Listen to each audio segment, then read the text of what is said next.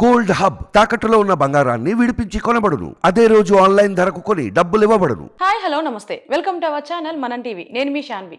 ఈరోజు మనతో పాటు మన స్టూడియోలో ఉన్నారు సీనియర్ పొలిటికల్ అనలిస్ట్ అప్సాని రాజేష్ గారు. మరి ఆయనతో మాట్లాడి ప్రస్తుత రాజకీయాల గురించి తెలుసుకుందాం.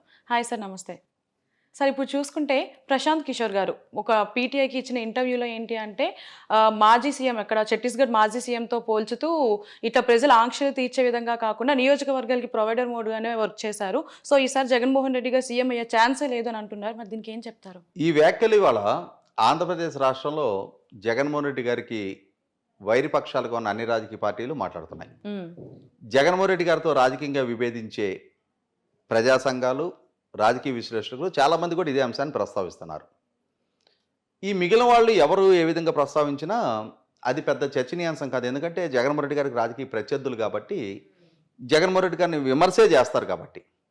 కానీ ఇవాళ ప్రశాంత్ కిషోర్ ఈ అంశాన్ని ప్రస్తావించేటప్పటికి అదొక చర్చనీయాంశమైంది. కీలక అంశంగా ఇవాళ ప్రజలందరూ కూడా చర్చించుకుంటా ఉన్నారు. అవును. ఎందుకు అనంటే అసలు ఎవరు ఈ ప్రశాంత్ కిషోర్?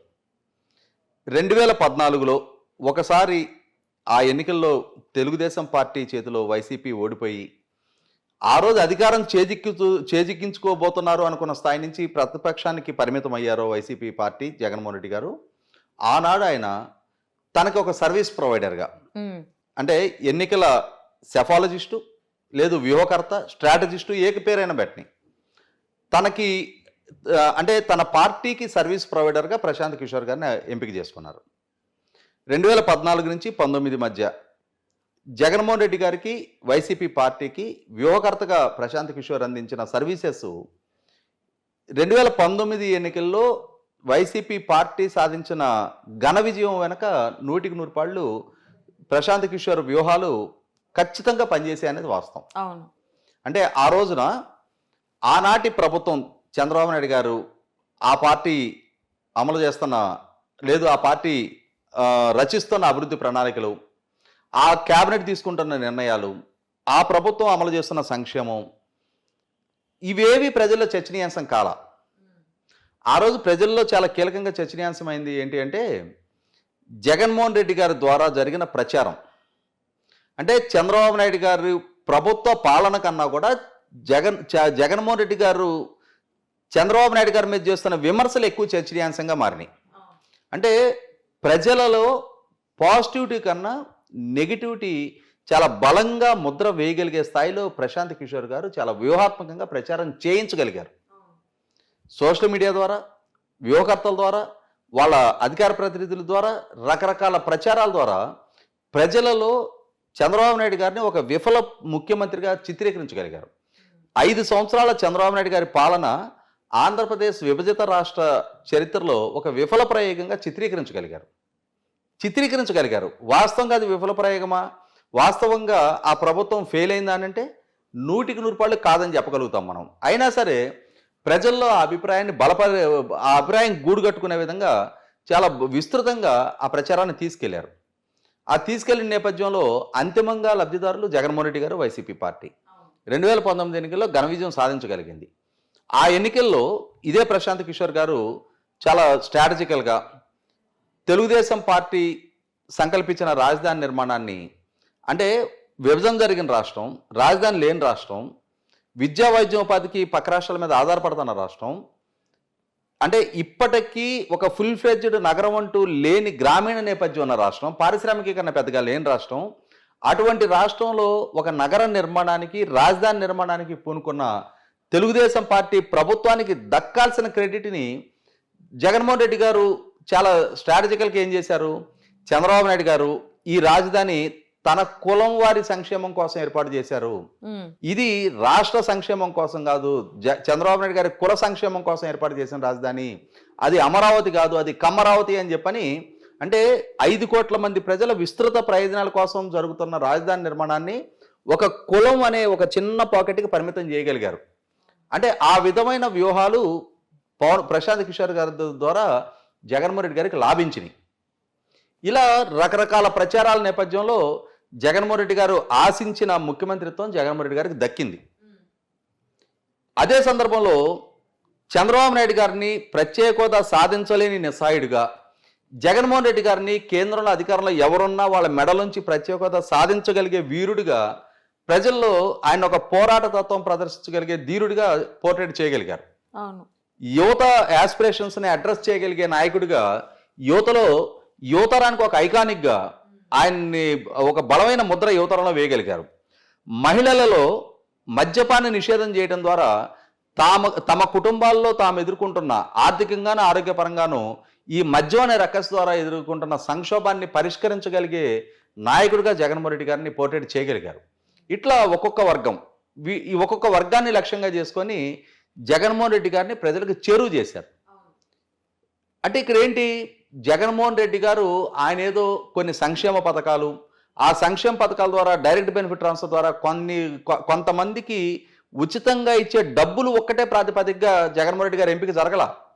ఆ రోజు జగన్మోహన్ రెడ్డి గారు వివిధ వర్గాల ప్రజలకు చేసిన వాగ్దానాలు, ఆ ప్రజల్లో పెరిగిన ఆశలు, జగన్మోహన్ రెడ్డి గారి మీద పెరిగిన నమ్మకం, ఆనాటి ప్రభుత్వం మీద ఏర్పడ్డ అపనమ్మకం, ఇవన్నీ కలగలిసి జగన్మోహన్ రెడ్డి గారి గెలుపుకి దోహదం చేసినాయి.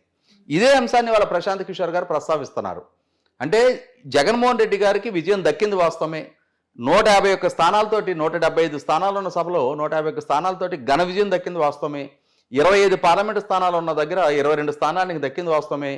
వీటిని ఉపయోగపెట్టి రాష్ట్ర భవిష్యత్తు కోసం కృషి చేయాల్సిన దగ్గర, రాష్ట్రానికి ఒక అద్భుతమైన రాజధాని నిర్మాణం, ఇరిగేషన్ ప్రాజెక్టుల నిర్మాణం, పరిశ్రమలు రప్పించడం, ఉపాధి కల్పించడం, ప్రభుత్వానికి ఆదాయ వనరులు పెంచడం, చేసిన మద్యపాన నిషేధ వాగ్దానాన్ని అమలుపరచడం, ఉద్యోగులకు చేసిన మెరుగైన పిఆర్సీ, క్రమం తప్పకుండా డిఏ, ఇట్లాంటి రకరకాల వాగ్దానాలన్నీ అమలు పరిచున్నట్టయితే ఆ రోజున సంక్షేమం ఈ స్థాయిలో అందినా అందకపోయినా ప్రజలు పరిగణలోకి తీసుకోరు. ఎందుకంటే ప్రజలకి కావాల్సింది మాకు 2 నెలలకు ఒకసారో 3 నెలలకు ఒకసారో ప్రభుత్వం నుంచి వచ్చే 5,000 10,000 డబ్బులు కాదు కావాల్సింది. వాళ్ళ బిడ్డలకు ఒక మంచి ఉపాధి కావాలి, శాంతి భద్రతలు కాపాడబడుతుండాలి, మెరుగైన జీవన ప్రమాణాలు ఉండాలి, అదే సందర్భంలో సివిక్ కమ్యూనిటీస్ బాగుండాలి, లైఫ్ స్టాండర్డ్స్ అంటే అన్ని హంగులతో కూడిన జీవన ప్రమాణాలు మెరుగవ్వాలి. ఇది ప్రజలు కోరుకునేది. ఇవాళ ఏమైపోయింది, కాస్ట్ ఆఫ్ లివింగ్ పెరిగింది, పర్ క్యాపిటల్ ఇన్కమ్ తగ్గింది. అంటే when compare to southern states, మిగిలిన దక్షిణాది రాష్ట్రాలతో కంపేర్ చేసినప్పుడు పర్ క్యాపిటల్ ఇన్కమ్ పెరగాల్సిన దగ్గర తగ్గింది. అదే సందర్భంలో ఇవాళ పక్క రాష్ట్రాలతో పోల్చి చూసినప్పుడు 10 రూపాయలకి ఎక్కువ పెట్రోల్ డీజిల్ అమ్ముతూ ఉన్నారు.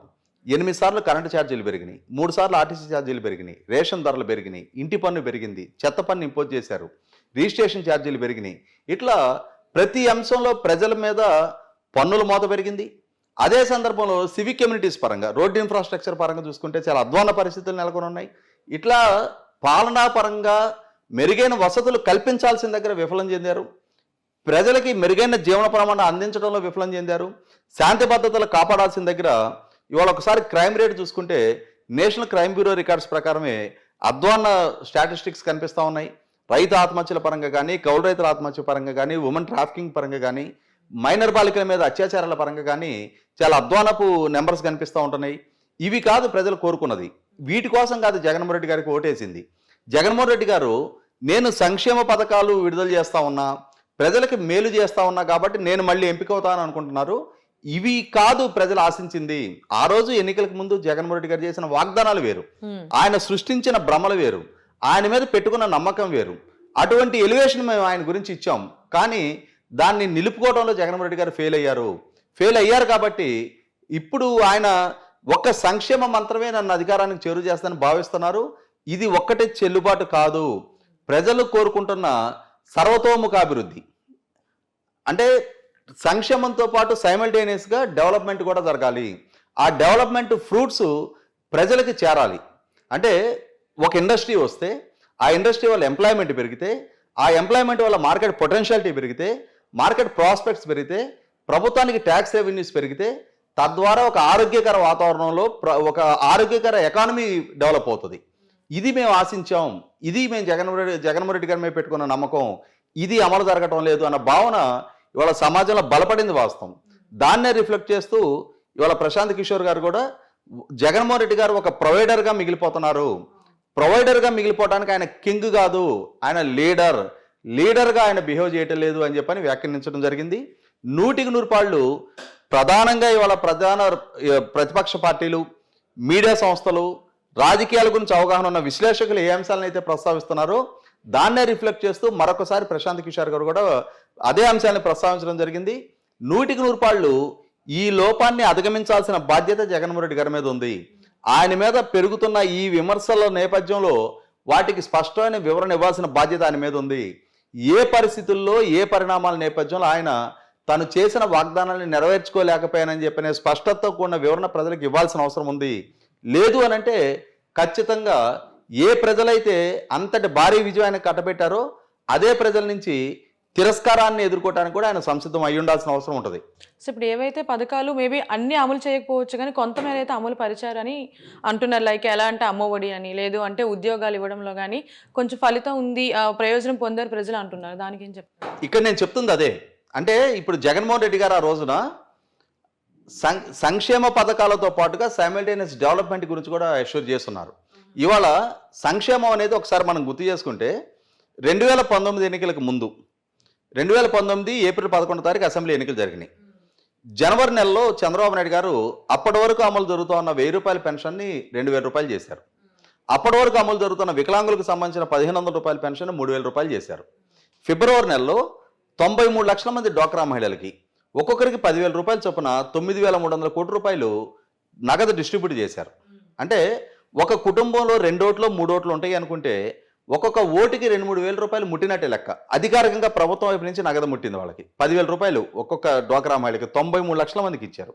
మార్చి నెలలో ప్రతి రైతు అకౌంట్లో అన్నదాత సుఖీభావ పేరిట 15,000 రూపాయలు డిపాజిట్ చేశారు. అంటే జనవరిలో ఒకటి, ఫిబ్రవరిలో ఒకటి, మార్చిలో ఒకటి భారీ సంక్షేమ పథకాలు ప్రజలకి క్యాష్ ఇన్సెంటివ్స్ రూపంలో అందినాయి. కానీ ఏప్రిల్ నెలలో జరిగిన ఎన్నికల్లో ఎటువంటి తీర్పు వచ్చింది? అన్ని సందర్భాల్లో సంక్షేమం మంత్రం ఒక్కటే పనిచేయదు. అంటే సైమల్టేనియస్ డెవలప్మెంట్ అవసరం. ఇవాళ ప్రజలు ప్రతి సందర్భంలో ఎవరో ఒకరి దగ్గర నుంచి మాకు ఆయాచితంగా మాకు ఒక 5,000 10,000 రావాలని చెప్పని కోరుకోరు. ఆత్మవిశ్వాసంతో మా కాళ్ళ మీద మేము నిలబడాలి. చదువుకున్న మా బిడ్డలకి వాళ్ళ స్వయం శక్తితోటి జీవితంలో స్థిరపడగలిగే ఉపాధి అవకాశాలు దక్కాలి. మెరుగైన సమాజంలో మేము జీవించాలి. మాకు ప్రాపర్ సివిక్ కమ్యూనిటీస్ ఉండాలి. అంటే జస్ట్ లైక్ మాకు అన్ఇంటరప్టెడ్ పవర్ ఉండాలి, సరసమైన ధరకు పవర్ ఉండాలి, ప్రాపర్ డ్రింకింగ్ వాటర్ ఫెసిలిటీ ఉండాలి, డ్రైనేజ్ ఫెసిలిటీ బాగుండాలి, రోడ్డు ఇన్ఫ్రాస్ట్రక్చర్ బాగుండాలి, పబ్లిక్ ట్రాన్స్పోర్ట్ అందుబాటులో ఉండాలి, పబ్లిక్ హెల్త్ అందుబాటులో ఉండాలి. కామన్ మ్యాన్ కోరుకునే సివిక్ కమ్యూనిటీస్ ఇవన్నీ కూడా వీటిని ప్రొవైడ్ చేయగలగాలి ఏ ప్రభుత్వం అయినా కూడా. అంతే తప్ప ప్రతి సందర్భంలో కూడా ప్రజలు బిచ్చగాళ్ళలాగా ప్రభుత్వం ఏ రోజు ఏ బటన్ నొక్కి మా అకౌంట్లోకి ఏం డబ్బులు వేస్తా అని చెప్పని ఎదురు చూసే పరిస్థితిలో ప్రజలు ఉండరు. సంక్షేమ పథకాల లబ్ధిదారులు ఉంటారు కొంతమంది. వాళ్ళు డెఫినెట్గా జగన్మోహన్ రెడ్డి గారి పట్ల లాయల్టీ ప్రదర్శిస్తే ప్రదర్శించవచ్చు.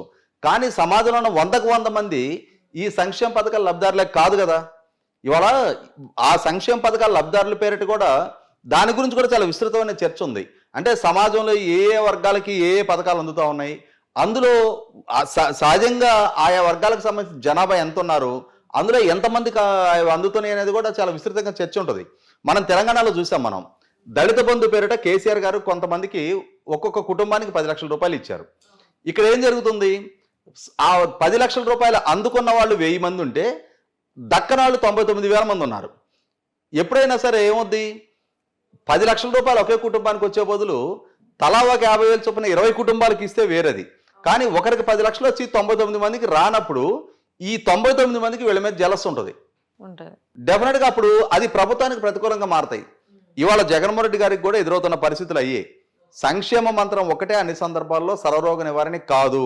ఎలక్షన్స్ కూడా దగ్గరలో ఉన్నాయి కాబట్టి ప్రశాంత్ కిషోర్ గారు చెప్పినట్టు జగన్మోహన్ రెడ్డి గారు ఓడుతారా లేదంటే గెలుస్తారా అనేది ప్రజల చేతుల్లో ఉంది. Thank you so much sir.